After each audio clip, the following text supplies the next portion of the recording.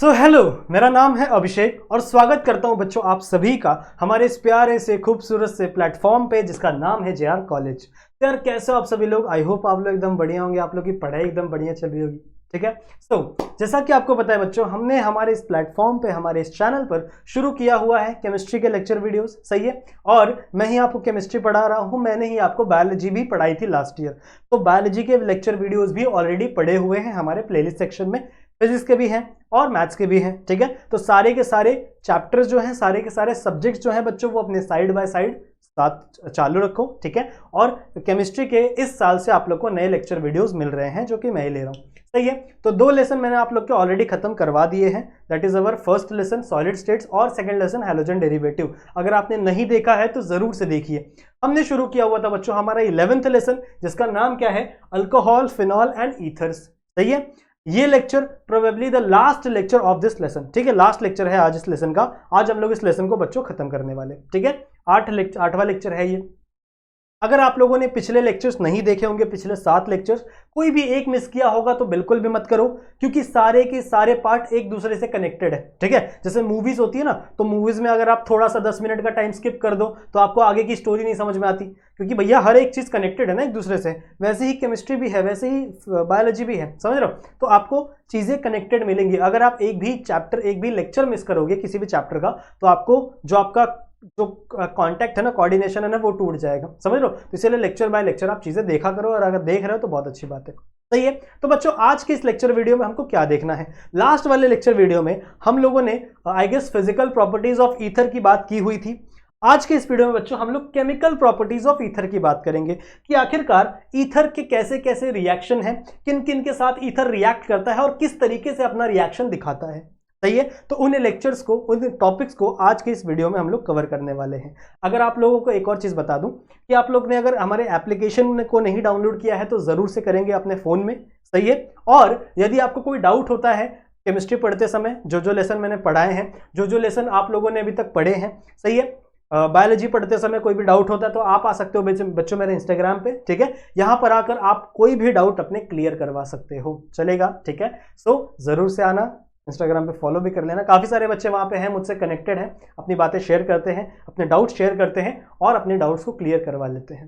ठीक है, चलेगा? तो स्टार्ट करते हैं बच्चों आज के इस लेक्चर वीडियो को। चलो, सबसे पहले हमको क्या देखना है?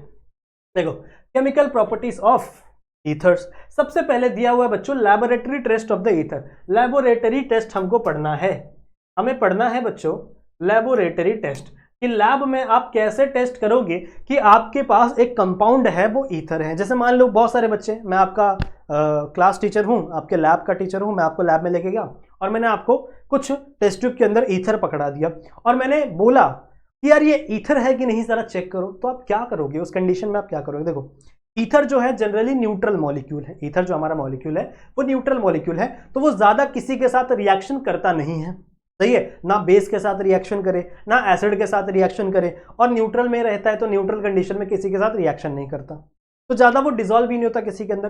पर एक ऐसी चीज है, अगर आप ध्यान से सुनेंगे, अगर आप बच्चों अपने ईथर को डिसॉल्व करो कोल्ड कॉन्सेंट्रेटेड सल्फ्यूरिक एसिड के अंदर, इसके अंदर कोल्ड कॉन्सेंट्रेटेड सल्फ्यूरिक एसिड के अंदर, तो आपको क्या लेना है? आपको कॉन्सेंट्रेटेड सल्फ्यूरिक एसिड लेना है, उसको कुछ टाइम के अंदर कोल्ड कंडीशन में रखना है। जैसे मान लो आइस बाथ में आप रख दिए, आइस आजू बाजू आइस है और उसके अंदर आपने क्या रख दिया? आपका कॉन्सेंट्रेटेड H2SO4 रख दिया।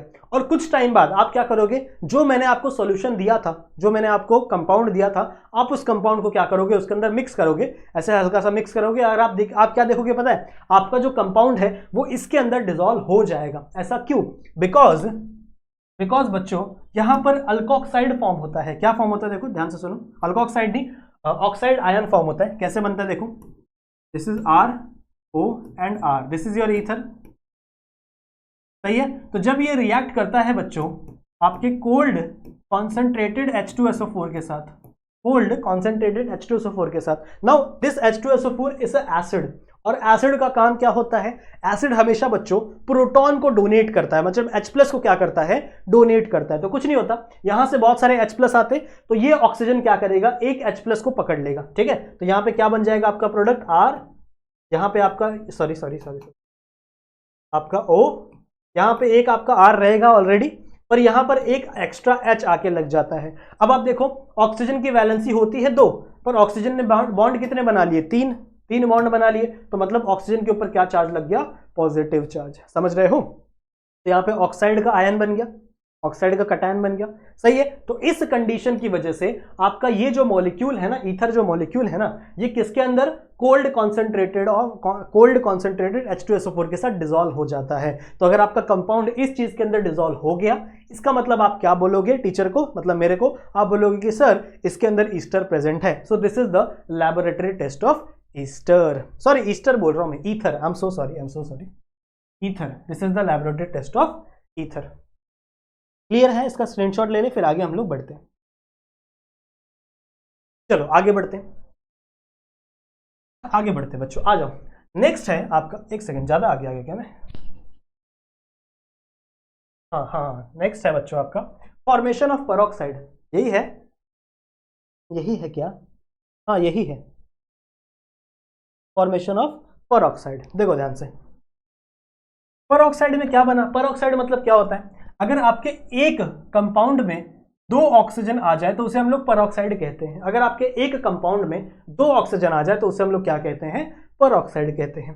अब क्या मतलब है, कैसे होगा ये रिएक्शन, देखो जरा ध्यान से। जैसे मान लो ये है आपका एक ईथर, ये है बच्चों आपका एक ईथर, ठीक है, और मान लो बच्चों इसको मैंने रिएक्ट करवा दिया ऑक्सीजन के साथ, ठीक है, इसको मैंने किससे रिएक्ट करवा दिया, आपके ऑक्सीजन के साथ, ठीक है। बहुत ज्यादा टाइम तक रिएक्ट होता है, लॉन्ग टाइम, बहुत ज्यादा टाइम आप इसको एयर में रखो, एयर के कंडीशन में रखो, सही है। तो क्या होगा पता है, एक ऑक्सीजन आपका उड़ के बच्चों इस पोजीशन पे लग जाएगा और एक हाइड्रोजन ऊपर चला जाएगा। कैसे, मैं आपको बताता हूं, देखो ये CH2 है, तो इस CH2 को क्या मैं ऐसे लिख सकता हूं, एक सेकेंड, इसको मैं ऐसे लिख सकता हूं, CH2, 2H है, सही है। अब होगा क्या पता है, ये ऑक्सीजन ना इसके बीच में घुस जाएगा, इंसर्शन रिएक्शन, तो मतलब यहां पे COH आ जाएगा, COH। तो कंपाउंड कैसा बनेगा, कंपाउंड बनेगा बच्चों आपका CH3 CH,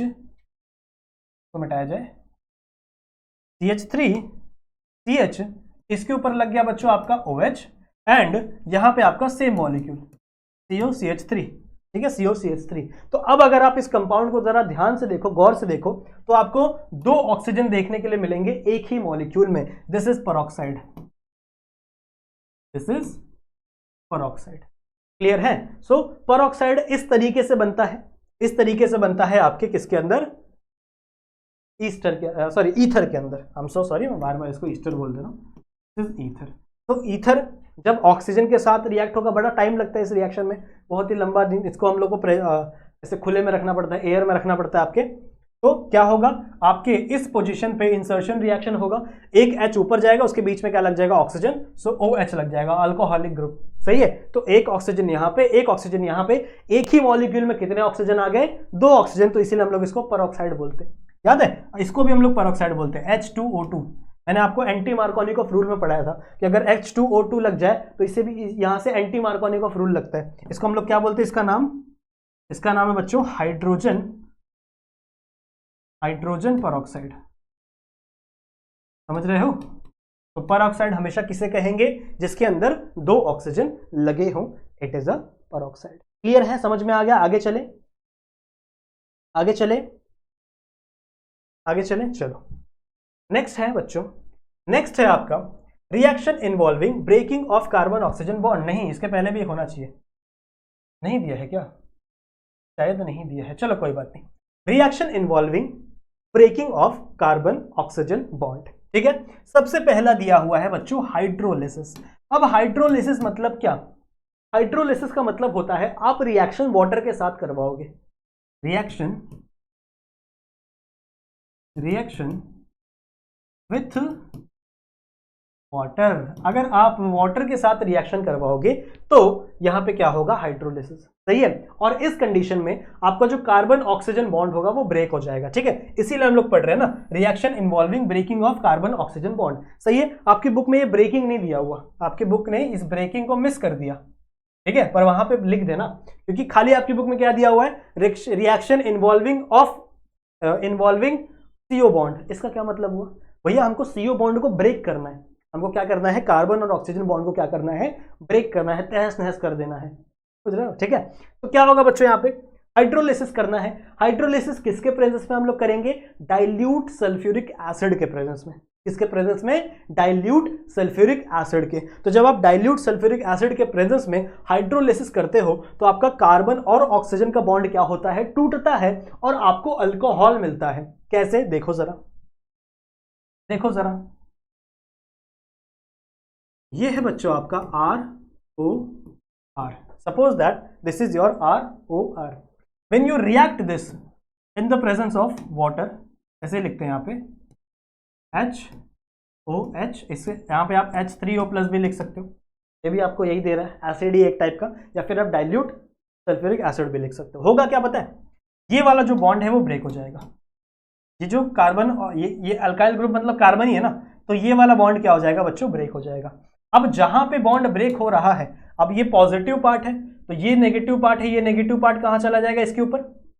यहां पे ये बॉन्ड ब्रेक हुआ, ये वाला पार्ट कहां चला जाएगा, इसके साथ, और ये H कहां चला जाएगा, इसके साथ। समझ रहे हो, तो यहां पे दो मॉलिक्यूल आपको क्या मिलेगा, ROH का, एक ROH यहां से आ गया और एक ROH यहां से आ गया। समझ रहे हो, तो आपको दो मॉलिक्यूल क्या मिल गए बच्चों, ROH के, ठीक है। आपको दो मॉलिक्यूल किसके मिल गए, ROH के। समझ में आई बात, इसका एक रिएक्शन लेते फिर समझते, ध्यान से देखो, रिएक्शन है, समझ में आएगा क्या हो रहा है यहाँ पे बच्चों। देखो ध्यान से, जैसे मान लो मैंने लिया है CH3O C2H5, अब मैं दो अलग अलग बना रहा हूं, ठीक है, CH3O C2H5, इसको मैंने रिएक्ट किया in the presence of HOH, सही है, या फिर इसको ऐसे डायरेक्ट लिखो, ऐसे लिखोगे ज्यादा अच्छा समझ में आएगा, HOH, सही है, in the presence of H3O, यानी योर एसिडिक वाटर बोल सकते हो, या फिर आप डाइल्यूट सल्फ्यूरिक एसिड भी डाल सकते हो। डाइल्यूट सल्फ्यूरिक एसिड जब आप वाटर के अंदर डालते हो ना, तो वहां पे हाइड्रोलिसिस होती है, ठीक है। क्या होगा यहाँ पे, सिंपल है, ये बॉन्ड टूटेगा, ये वाला बॉन्ड टूटेगा, सही है। जैसे ये वाला बॉन्ड टूटेगा, ये ऑक्सीजन इस हाइड्रोजन, ये वाला यहां से बॉन्ड टूटेगा तो ये ऑक्सीजन इस हाइड्रोजन पे बॉन्ड फेंकेगा, तो एक OH यहां से बन जाएगा, और जो बचा हुआ पार्ट है ये इस OH के साथ चला जाएगा, तो दो अल्कोहल बनेंगे यहाँ पे।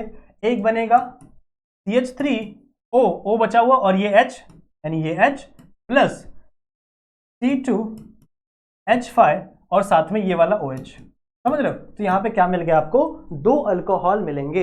यहाँ पे बच्चों आपको हमेशा दो अल्कोहल मिलेंगे, क्लियर है, क्लियर है। साथ ही साथ आपको फिनॉल भी मिल सकता है। कैसे, ये मिल गया, फिनॉल भी कर सकते हो आप। जैसे मान लो आपने ये लिया, this OCH3, now this is also your ether group.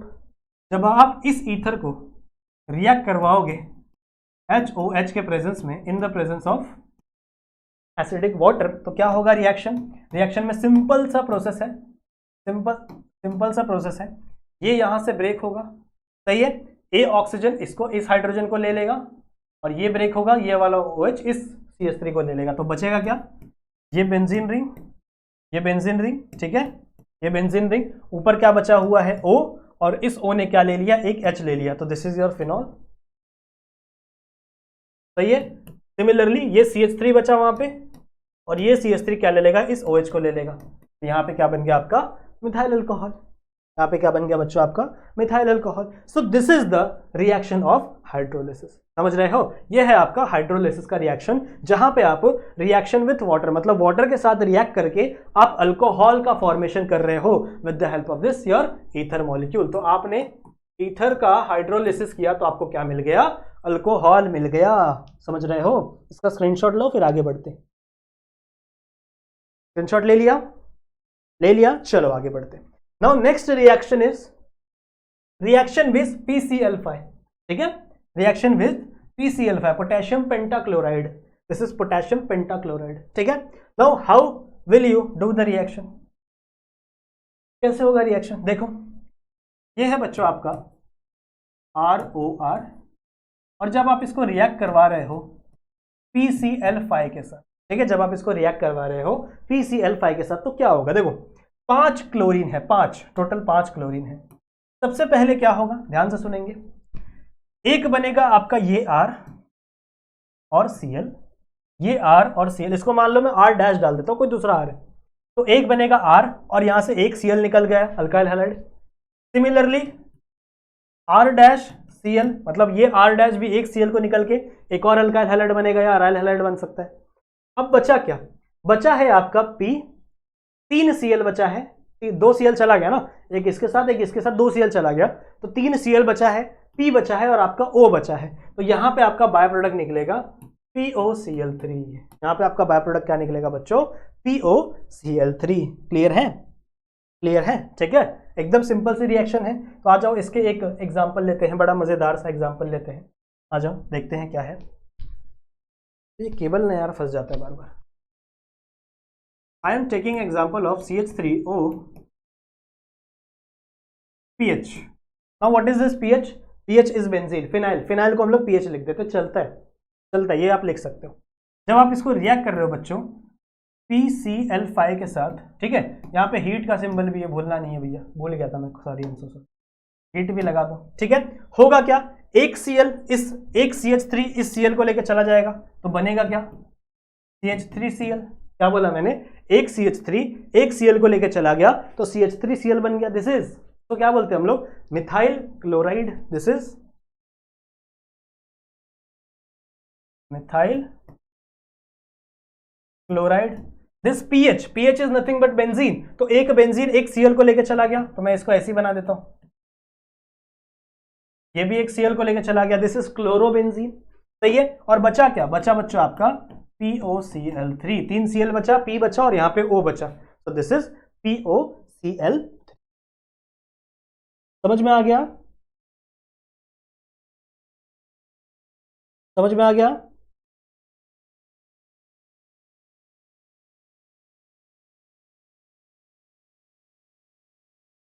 समझ में आ गया, सिंपल है, सिंपल है। आगे चले, नेक्स्ट रिएक्शन है बच्चों, reaction with hot concentrated acid, ठीक है। अब आपको रिएक्शन करना है, reaction with hot concentrated acid. कौन सा एसिड लोगे, कोई भी एसिड ले लो, HCl ले लो, HBr ले लो, ठीक है, H2SO4 मत लेना, सिर्फ H वाले लेना, जैसे HCl, HBr, तो इसको हम लोग नॉर्मली HX लिखते हैं, HX मतलब आपका हाइड्रोजन हैलाइड, सही है। अब इसका रिएक्शन आपको करना है किसी भी ईथर के साथ, तो दिस दिस दिस। जब आप बच्चों इसका HX के साथ रिएक्शन करवाते हो, ठीक है, जब आप इसका HX के साथ रिएक्शन करवाते हो तो क्या होता है, एक आपका R इस X को लेके चला जाएगा, एक आपका R इस X को लेके चला जाएगा, तो बन गया क्या, RX प्लस बचा क्या, ये H बचा, RO बचा, तो यहां पे बन जाएगा बच्चों ROH। क्या बन जाएगा आपका, ROH। अब हम लोग क्या कर रहे हैं, हॉट कॉन्सेंट्रेटेड एसिड, बहुत सारा एसिड है, तो ये वापस रिएक्ट होगा बच्चों RX के साथ, ये किससे, सॉरी HX के साथ, ये वापस किससे रिएक्ट होगा बच्चों, आपके HX के साथ रिएक्ट होगा। तो उस कंडीशन में क्या होगा, उस कंडीशन में वापस आपका ये वाला जो R है ये इस X को लेके निकल जाएगा, ये वाला जो R है ये इस X को लेके क्या हो जाएगा, निकल जाएगा, वापस RX बचा। अब यहाँ पे क्या बचा, OH बचा और H बचा, तो यहाँ पे बन जाएगा बच्चों आपका H2O, ठीक है, यहाँ पे आपको क्या बन जाएगा बच्चों, H2O। बड़ा ही सिंपल सा रिएक्शन है, बड़ा ही सिंपल सा रिएक्शन है। आई होप आप लोग को ये चीज समझ में आई होगी। एक और रिएक्शन दिखा दूं, और दिखा दूं, एक और है, वैसे ही समझ लो, एक स्पेसिफिक रिएक्शन है, CH3O C2H5, सही है। जब आप बच्चों इसको रिएक्ट करवा रहे हो, मान लो HCl के साथ, आपने इसको किसके साथ रिएक्ट करवा दिया, HCl के साथ। अब होगा क्या, ध्यान से देखेंगे तब समझ में आएगा, ये CH3 इस Cl के साथ निकल जाएगा और यहां पे बन जाएगा CH3Cl, यहां पे क्या बन जाएगा, CH3Cl। अब बचा क्या, बचा आपका ये C2H5O और H, तो मिल जाएगा आपको क्या, C2H5O और H, यानी आपका अल्कोहल बन गया, वहां पे क्या बन गया आपका, अल्कोहल बन गया। अब इसको वापस मैंने रिएक्ट कर दिया HCl के साथ, इसको वापस मैंने क्या किया, HCl के साथ बच्चों रिएक्ट कर दिया, बिकॉज वेरी मच कॉन्सेंट्रेशन, बहुत सारा कॉन्सेंट्रेशन है हमारे पास HCl का। तो होगा क्या, आपका ये C2H5 और ये Cl वापस निकल जाएगा और क्या बन जाएगा, C2H5Cl, C2H5Cl। बचा क्या, बचा है बच्चों आपका ये H और ये OH, तो निकल जाएगा आपका वाटर मॉलिक्यूल, निकल जाएगा बच्चों आपका water molecule. So this is a simple reaction, बहुत ही ज्यादा सिंपल रिएक्शन है, सही है। अब आप इसकी जगह HCl की जगह आप HI भी यूज कर सकते हो, आप HCl तो यूज कर ही सकते हो, आप HBr भी यूज कर सकते हो, ठीक है, कोई भी आप एसिड को यूज कर सकते हो। और इनका ऑर्डर क्या पता है, सबसे ज्यादा स्पीड में रिएक्शन ये करता है, सबसे ज्यादा स्पीड में रिएक्शन ये करता है। क्यों? क्योंकि इसका जो एटॉमिक ऑर्बिटर है वो सबसे ज्यादा बड़ा होता है, इसके सबसे ज्यादा रिएक्टिव होता है, ये सबसे ज्यादा एटम इसके इलेक्ट्रॉन इसके पास होते हैं। फिर आपका Cl और फिर आपका Br, नहीं नहीं नहीं, उल्टा लिख दिया, फिर आपका Br एंड देन आपका HCl, this is the correct order, ठीक है, समझ में आ गया। सो ये ऑर्डर थोड़ा याद रखना, सबसे ज्यादा रिएक्शन कौन करता है, HI, फिर HBr और फिर HCl। क्लियर है, समझ में आ गया, इतनी चीजें क्लियर है। आई होप आप लोग को ये समझ में आया होगा। इसका स्क्रीनशॉट फटाक से लेंगे और हम लोग फिर आगे की तरफ बढ़ेंगे। थोड़ा फास्ट हो रहा है क्या, मजा आ रहा है, लेकिन हो गया, चले let's go, let's go. Next है बच्चों electrophilic substitution in aromatic ether, ठीक है, in aromatic ether. Aromatic ether के अंदर इलेक्ट्रोफिलिक सब्स्टिट्यूशन रिएक्शन कैसे होगी, that we have to know. आ जाओ देखते हैं। Now what is mean by electrophilic substitution reaction, आपको पता है, आपको पता है, आपके पास न्यूक्लियोफाइल है, आपको एक इलेक्ट्रोफाइल ऐड करना है। ये मैंने बहुत बार पहले भी समझाया हुआ है, जब मैं हैलोजन डेरिवेटिव पढ़ा रहा था वहां पे भी समझाया था, ठीक है। तो आपको हमेशा एक बात याद रखनी है कि इलेक्ट्रोफिलिक सब्स्टिट्यूशन रिएक्शन जब भी किसी भी एरोमेटिक ईथर में होगा तो वो कौन से पोजीशन पे होगा, हमेशा ऑर्थो पोजीशन और पैरा पोजीशन, ये दो पोजीशन ही है जहां पे आपका इलेक्ट्रोफिलिक सब्स्टिट्यूशन रिएक्शन होगा। आगे रिएक्शन में भी आप लोगों को समझाऊंगा। अब ये कैसे होगा, इसको समझने के लिए बच्चों हमें रेजोनेंस समझना पड़ेगा, ठीक है, कि आखिरकार रेजोनेंस होता क्या है उसे हम लोग को समझना पड़ेगा, ठीक है। समझ में आई बात, ये क्लियर है कि नहीं। दो पोजीशन पे ही रिएक्शन होने वाला है, दो पोजीशन पे ही रिएक्शन होने वाला है, हमेशा ऑर्थो पे और हमेशा पैरा पे। अब ऑर्थो और पैरा पे ही क्यों होता है, मेटा पे क्यों नहीं होता, इसी को समझाने के लिए रेजोनेटिंग स्ट्रक्चर बनाया जाता है। तो मैं आपको समझाता हूं कैसे। जैसे मान लो बच्चों, इसका एग्जांपल लेना है एरोमेटिक ईथर का, एरोमेटिक ईथर का। तो सबसे पहले आपको एक एरोमेटिक रिंग बनानी पड़ेगी, सही है, और इसके ऊपर आपको लगाना पड़ेगा ईथर, सही है। सो ROR, इसे हम लोग कहते हैं anisole, this is your anisole compound. अब होगा क्या, हाउ द रेजोनेंस ऑकर। अब देखो ध्यान से देखो, दूसरा कलर लेते हैं ज्यादा अच्छा लगेगा। ध्यान से देखो, इस ऑक्सीजन के ऊपर दो लोन पेयर है, एक लोन पेयर यहां पे, एक लोन पेयर यहां पे। लोन पेयर समझते हो ना, दो एक्स्ट्रा इलेक्ट्रॉन। अब होगा क्या, ये ऑक्सीजन क्या करेगा, इन लोन पेयर्स को यहां पे शिफ्ट करेगा। तो जब ये दो लोन पेयर्स इस तरफ शिफ्ट होंगे तो यहां पे डबल बॉन्ड बन जाएंगे। अब यहां डबल बॉन्ड, यहां डबल बॉन्ड और एक एक्स्ट्रा बॉन्ड है, 5 बॉन्ड तो कार्बन पे रह नहीं सकता ना, तो इसकी वजह से कार्बन ये वाला डबल बॉन्ड तोड़ देगा और यहां पे चार्ज आ जाएगा। किस, यहां पे इस वाले पोजीशन पे चार्ज आ जाएगा। कैसा बनेगा ये स्ट्रक्चर, कैसा बनेगा ये स्ट्रक्चर, ध्यान से देखो, समझ में आएगा।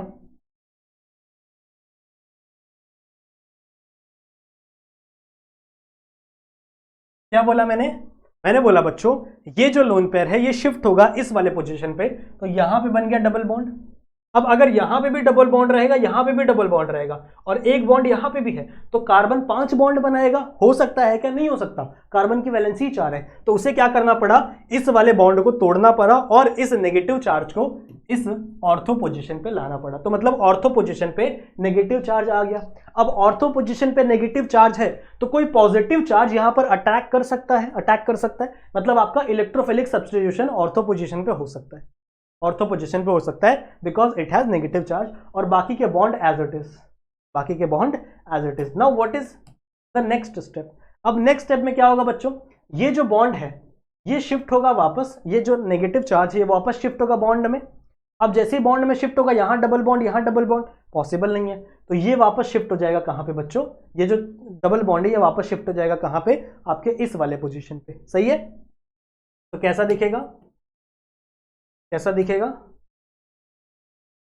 आ जाओ, टेंशन मत लो, अच्छे समझेंगे, सब कुछ एकदम अच्छे समझेंगे। यहां पे डबल बॉन्ड है, OCH3। और हाँ, यहाँ पे देखो ऑक्सीजन 3 बॉन्ड बना रहा है, 2 बॉन्ड यहाँ पे, 1 बॉन्ड यहाँ पे, ऑक्सीजन के ऊपर पॉजिटिव चार्ज, यहाँ पे भी ऑक्सीजन के ऊपर पॉजिटिव चार्ज। अब देखो ये नेगेटिव चार्ज यहाँ पे शिफ्ट हुआ, तो यहाँ पे एक बॉन्ड बना, ये बॉन्ड शिफ्ट हो गया इस पोजीशन पे, तो यहाँ पे आ गया नेगेटिव चार्ज, और ये बॉन्ड जैसे का तैसा ही रहा। तो अब देखो नेगेटिव चार्ज कहाँ बना है, पैरा पोजीशन पे बना है। नेगेटिव चार्ज कहाँ पे है बच्चों, नेगेटिव चार्ज है पैरा पोजीशन पे, तो इसका मतलब आपका इलेक्ट्रोफाइल पैरा पोजीशन पे भी अटैक कर सकता है, because electrophile are positive charge species, तो पॉजिटिव चार्ज आपका नेगेटिव चार्ज पे अटैक कर सकता है इस पोजीशन पे। नाउ नेक्स्ट क्या होगा, व्हाट विल बी नेक्स्ट, ये वापस घूमेगा, ये नेगेटिव चार्ज यहां पे शिफ्ट होगा, तो ये डबल बॉन्ड कहां शिफ्ट हो जाएगा, इस वाले पोजीशन पे। सही है, आगे बना के दिखाऊं, आगे बना के दिखाऊं, आ जाओ। आप लोग को एक ही बुक में बनाना है, एक ही पेज पे। यहां double bond OH3 positive charge, यहां पर एक बॉन्ड पहले से था। सही है, अब क्या हो रहा था, क्या हुआ बच्चों, ये वाला जो नेगेटिव चार्ज था वो कहां शिफ्ट हुआ, यहां पे, तो मतलब यहां पर एक बॉन्ड बन गया। सही है, और ये जो डबल बॉन्ड था ये शिफ्ट हो गया इस वाले पोजीशन पे, तो मतलब यहां पर आ गया एक नेगेटिव चार्ज। और अगर आप ध्यान से देखो तो वापस ऑर्थो पे ही नेगेटिव चार्ज आया है, तो इसका मतलब कोई भी पॉजिटिव स्पीशीज आपके ऑर्थो पे रिएक्शन कर सकती है। सही है, अब नेक्स्ट क्या होगा, नेक्स्ट बच्चों ये नेगेटिव चार्ज यहां पे शिफ्ट होगा, और ये वापस किस पे शिफ्ट हो जाएगा, ऑक्सीजन की तरफ। तो अब देखो ध्यान से, अब देखो ध्यान से क्या होने वाला है, ध्यान से देखो, ये इधर, ये इधर, ये नेगेटिव चार्ज यहां शिफ्ट हुआ, तो मतलब यहां पर एक बॉन्ड, ये डबल बॉन्ड वापस शिफ्ट हो गया, तो मतलब यहां पर वापस क्या हो गया, OCH3। अब सेम टू सेम स्ट्रक्चर बन गया, जैसे पहला स्ट्रक्चर था वैसा ही यहां पे स्ट्रक्चर बन गया, बस डबल बॉन्ड कॉन्जुगेशन में आ गए हैं, अलग अलग हो गए हैं। सही बात है, तो अब इस रेजोनेटिंग स्ट्रक्चर से हमको यह समझ में आता है कि जो ऑर्थो पोजीशन है और जो पैरा पोजीशन है, देख रहे हो दो ऑर्थो पोजीशन, एक ये ऑर्थो पोजीशन और एक ये ऑर्थो पोजीशन, दोनों ऑर्थो पोजीशन रेडी है इलेक्ट्रोफिलिक सब्स्टिट्यूशन के लिए। साथ साथ में आपका ये जो एक पैरा पोजीशन है it is also ready for electrophilic substitution, समझ रहे हो। लेकिन कभी भी पूरे के पूरे रेजोनेटिंग स्ट्रक्चर में देखो, कहीं भी आपको मेटा पर कोई भी चार्ज देखने के लिए नहीं मिलेगा, मेटा पे आपको कोई भी चार्ज देखने के लिए नहीं मिलेगा। इसका मतलब क्या है कि मेटा पे इलेक्ट्रोफिलिक सब्स्टिट्यूशन रिएक्शन नहीं होता, ये सिर्फ कहां पे होता है, ऑर्थो एंड पैरा पोजीशन पे। आप समझ में आ गया रीजन, रीजन समझ में आ गया, स्क्रीनशॉट लो फटाक से, समझ में आ गया, सिंपल है ना। ये है आपका लोन पेयर, लोन पेयर यहां जाएगा, डबल बॉन्ड ये इधर शिफ्ट हो जाएगा, यहां पे आ गया नेगेटिव चार्ज, फिर ये नेगेटिव चार्ज यहां पे शिफ्ट हुआ, ये डबल बॉन्ड यहां पे शिफ्ट हो जाएगा। सही है, यहां पे नेगेटिव चार्ज आ गया, फिर ये नेगेटिव चार्ज यहां पे शिफ्ट हुआ, ये डबल बॉन्ड यहां शिफ्ट हो गया, यहां नेगेटिव चार्ज आ गया। सिमिलरली यहां ये नेगेटिव चार्ज यहां शिफ्ट हो गया, ये वापस यहां शिफ्ट हो गया, तो वहां पॉजिटिव चार्ज, समझ लो वो चार्ज बैलेंस हो गया। सही है, तो इसका मतलब क्या है कि ऑर्थो और पैरा पे ही क्या होगा, आपका रिएक्शन होगा, ऑर्थो और पैरा पे ही आपका क्या होगा, इलेक्ट्रोफिलिक सब्स्टिट्यूशन होगा। टेक अ स्क्रीनशॉट, ले लिया, इसका भी ले लो, डन, लेट्स मूव। अब इसी से संबंधित बच्चों कुछ इलेक्ट्रोफिलिक रिएक्शन हमें पढ़नी पड़ेगी, इसी से संबंधित कुछ इलेक्ट्रोफिलिक रिएक्शंस बच्चों हमें देखनी पड़ेगी, पढ़नी पड़ेगी। तो चलो आ जाओ पढ़ते हैं, चलो आ जाओ पढ़ते हैं। सबसे पहली रिएक्शन है बच्चों हेलोजिनेशन रिएक्शन। हेलोजिनेशन मतलब क्या, addition of halogen group, addition of halogen group. Halogen क्या हो सकता है, Cl Br, कुछ भी हो सकता है। तो मान लो बच्चों मैंने आपका एक ईथर लिया, वही अपना वही वाला ईथर, OCH3, क्या बोलते हैं इसको हम लोग, anisole, this is the anisole. अब मैंने किसके साथ रिएक्शन करवाया, इसका रिएक्शन करवाया मैंने बच्चों आपके Br2 के साथ, ठीक है, Br2 के साथ, in the presence of acetic acid, in the presence of acetic, एक काम करो अच्छे से स्ट्रक्चर ही लिख लो, एसिटिक एसिड की जगह CH3COOH। सही है, so now this is being an electrophile, ये कहां रिएक्ट करेगा, ये कहां रिएक्ट करेगा, या तो ऑर्थो पोजीशन पे या फिर मेटा पोजीशन पे, या तो ऑर्थो पोजीशन पे या फिर मेटा पोजीशन पे। तो दो प्रकार के आपको प्रोडक्ट मिल सकते हैं, दो प्रकार के प्रोडक्ट मिल सकते हैं, OCH3, एक और लिख रहा हूं मैं, और OCH3। अब देखो दो प्रकार के प्रोडक्ट मिल सकते हैं, या तो आपका ये एक Br कहाँ अटैच कर ले, ऑर्थो पोजीशन पे, सो this is ortho bromo anisole, ortho bromo anisole, या फिर ये अटैच कर ले बच्चों आपके पैरा पोजीशन पे, सो दिस इज पैरा मैंने पी ब्रोमो एनिसोल। समझ रहे हो, समझ रहे हो, समझ रहे हो। अब इसके अंदर बच्चों मेजर माइनर प्रोडक्ट का दिया हुआ है, कौन सा मेजर बनेगा कौन सा माइनर बनेगा। एक्चुअल में ये जो प्रोडक्ट है पैरा वाला ना, ये 90% बनता है, ऑलमोस्ट 90%, और ये 6 to 7% या फिर कह लो आप 10% लिख लो, 10% बनता है। अब इसका रीजन क्या है, व्हाट इज द रीजन, कहाँ है ये ज्यादा बन रहा है ये कम बन रहा है, क्यों।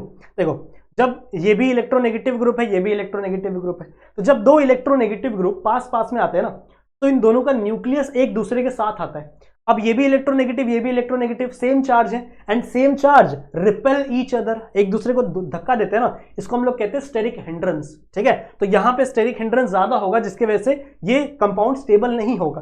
पर आप यहां पे देखो तो दूर दूर दोनों चार्ज लगे हुए हैं, तो ये ज्यादा स्टेबल होता है, दैट्स वाई वहां पे 90% आपको प्रोडक्ट देखने के लिए मिलता है। Now take a screenshot and we will move further. समझ में आ गया। Now let's talk about Friedel-Crafts reaction. Let's talk about Friedel-Crafts reaction. अब Friedel-Crafts reaction दो होते हैं, एक अल्काइलेशन और एक असाइलेशन। अल्काइलेशन और असाइलेशन, Friedel-Crafts अल्काइलेशन और Friedel-Crafts असाइलेशन, दो प्रकार के रिएक्शन होते हैं। सबसे पहले हम लोग अल्काइलेशन वाला रिएक्शन देखते हैं। इसके अंदर जो रिएजेंट हम लोग यूज करेंगे वो होगा अनहाइड्रस AlCl3, अनहाइड्रस AlCl3, या रट लो क्योंकि Friedel-Crafts रिएक्शन में वही होता है। क्या होगा, वही आपका एनिसोल भाई वापस आ गया, this is OCH3। Now suppose बच्चों मैंने इसे रिएक्ट करवाया किसके साथ, CH3X, CH3X ही है ना, या फिर CH3Cl, वही CH3X, या फिर चलो मैं X नहीं लिखता, मैं CH3Cl लिखता हूँ। ठीक है, मैं क्या लिखता हूँ, CH3Cl पॉजिटिव में प्लस में।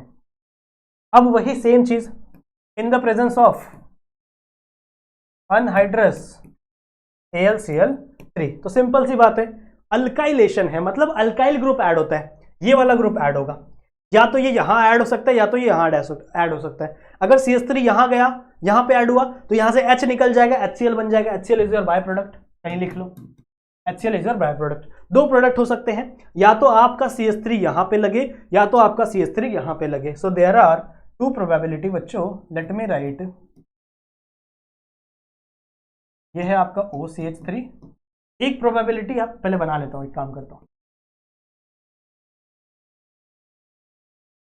OCH3, ठीक है, एक प्रोबेबिलिटी है कि आपका CH3 कहां लग जाए, इस साइड लग जाए, and the second probability is your CH3 will at इस पोजीशन। ठीक है, तो एक ऑर्थो पोजीशन, ऑर्थोमिथाइल, क्या नाम होगा, ऑर्थोमिथाइल एनिसोल, यहाँ पे पैरामिथाइल एनिसोल, ऐसा नाम हो सकता है, ये एक प्रोबेबिलिटी। और आपका क्या बनेगा यहाँ पे HCl, HCl कहाँ से है, एक H यहाँ से निकलता है और ये Cl मॉलिक्यूल, एक H यहाँ से निकलता है और ये Cl मॉलिक्यूल। इसको हम लोग कहते हैं Friedel-Crafts अल्काइलेशन, क्योंकि हम लोग अल्काइल ग्रुप ऐड करते हैं। अब एक Friedel-Crafts असाइलेशन भी है, क्या होता है वो, वापस यही सेम रिएक्शन, आपका एनिसोल, देखो कितने सिंपल सिंपल है, सिमिलर सिमिलर सी चीजें हैं, समझ लो कितने सिंपल सिंपल रिएक्शन है। दिस इज योर एनिसोल, ठीक है, when your anisole is going to react with acyl chloride, I am so sorry, CH3 C double bond O and Cl, this is your acyl chloride. ठीक है, यहाँ पे acylation होगा, same reagent anhydrous AlCl3, ठीक है, anhydrous AlCl3, क्या होगा आपका ये वाला जो ग्रुप है, ये वाला ग्रुप या तो इस पोजीशन पे लगेगा या फिर इस पोजीशन पे लगेगा, और अगर यहां निकला तो HCl बाहर, यहां से H यहां से Cl, तो HCl आपका बाय प्रोडक्ट है, वो तो हमको पता है, और या तो यहां लग सकता है because it is electrophilic substitution. सही है, तो आ जाओ बनाते हैं, दिस इज वन प्रोबेबिलिटी,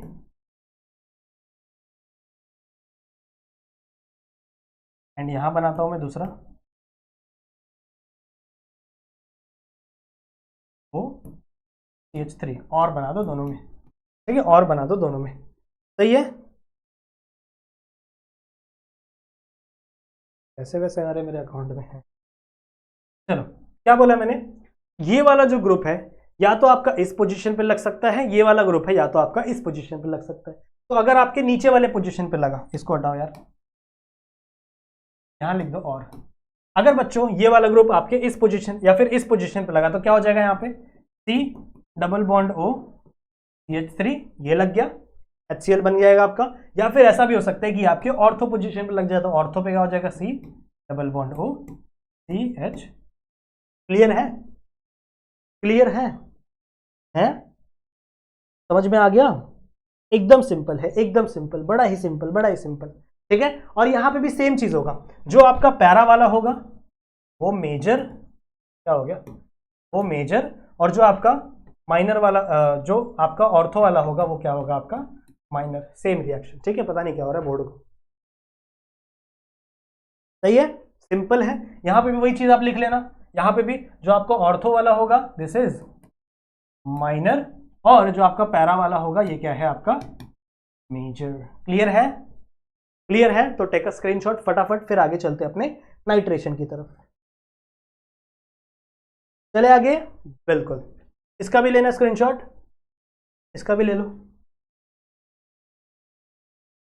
चले, चलो आ जाओ। नेक्स्ट है बच्चों आपका नाइट्रेशन रिएक्शन। अब नाइट्रेशन रिएक्शन हमेशा याद रखना है आपको कि आप लोग एसिड के प्रेजेंस में ये रिएक्शन करते हो। ठीक है, आप लोग एसिड के प्रेजेंस में ये रिएक्शन करते हो। ठीक है, जस्ट अ सेकेंड यार, ये वायर ना बड़ा परेशान कर। चलो कोई बात नहीं, आप ये रिएक्शन करते हो बच्चों एसिड के प्रेजेंस में। कौन सा एसिड? दो एसिड है, एक है बच्चों आपका HNO3 कॉन्सेंट्रेटेड, और एक है बच्चों आपका कॉन्सेंट्रेटेड H2SO4। इन दोनों का सॉल्यूशन होता है, इन दोनों को मिलाते हैं हम लोग और फिर उसको हीट करते हैं और वहां पे नाइट्रेशन रिएक्शन होती है। क्या होती है नाइट्रेशन रिएक्शन?